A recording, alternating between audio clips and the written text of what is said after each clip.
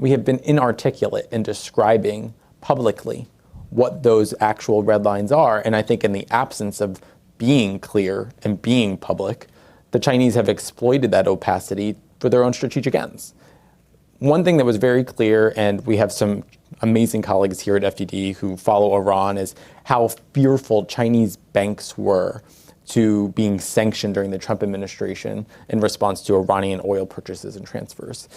And you saw massive declines in Chinese purchases of Iranian oil because there was a true fear in the Chinese banking system, and Chinese banking system required connectivity to the world, that the US was going to go after them.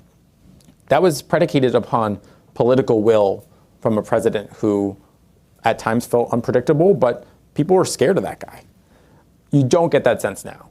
And I wonder whether we have consistently and repeatedly hamstrung ourselves by allowing the Chinese to go right up to the line and cross the line, get sort of, to use a baseball analogy, to get that chalk right on their cleats, and yet we sort of say, I don't know.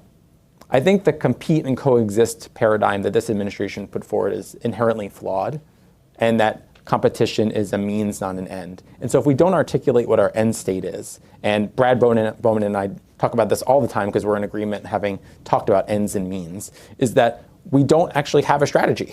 We haven't articulated publicly and privately what these red lines are. And if we have articulated them privately, it's very clear through China's actions that they are disregarding those warnings because there's a lack of political resolve here.